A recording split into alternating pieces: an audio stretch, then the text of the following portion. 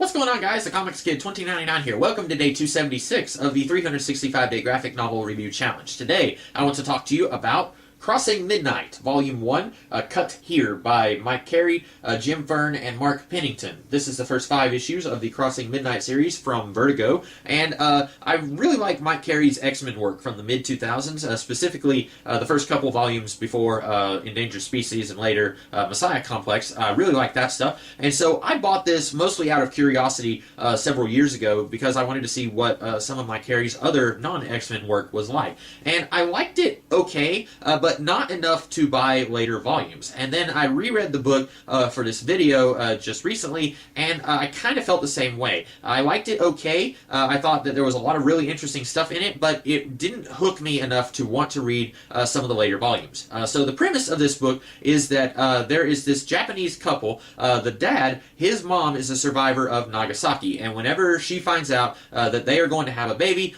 she forces him to make an offering to this shrine, which is part of her religious beliefs, and he doesn't really believe in it, and they accidentally have twins, or they unknowingly they have twins. They didn't know they were going to have twins, and both of these kids are very unusual. They're not what they seem. The daughter, she is seemingly invulnerable to blades and sharp objects, and she grows up to be a little bit of a wild child. The son, he is much more subdued, but I feel like there's more going on with him than what we are told in this volume. I think that it's hinted that he has got some magical abilities also, but he doesn't really know that yet. Now, the girl, she knows about her abilities pretty early on in the story, but the brother, I don't think that he's aware that there's more going on with him also.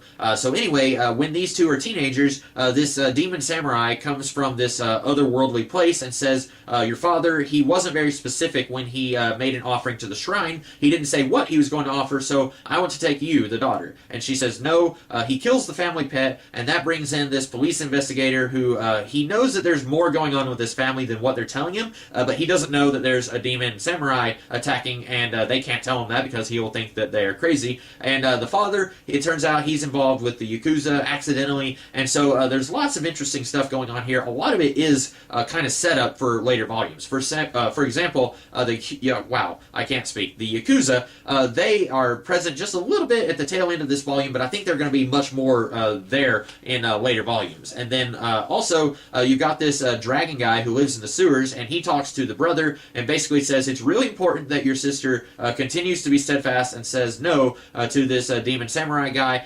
He can only ask you 3 times for her to go with him. If she says no all 3 times, then everything's good. If she does go with him, that'll make him more powerful, and then you'll make me very angry.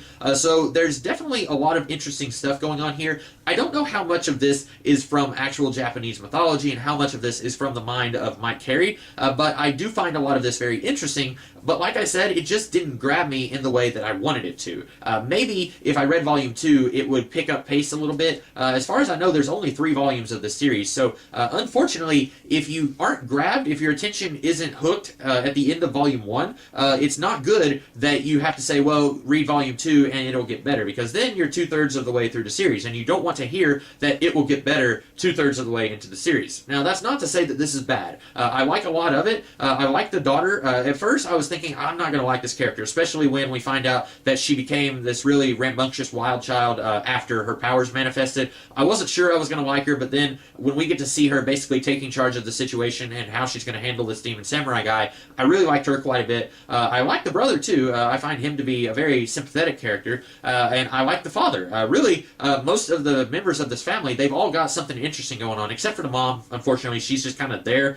She's caught in the middle of all this and doesn't really understand what's going on.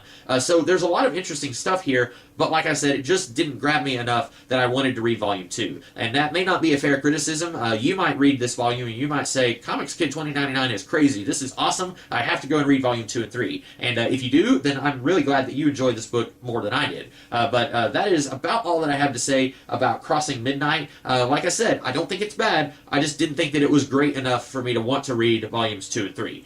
So those are my thoughts on this volume. I hope that you guys liked this video, and if you did, be sure to like, share, comment, and subscribe, and I will be back tomorrow with a different video. In the meantime, you guys have a great rest of the day. Catch you later.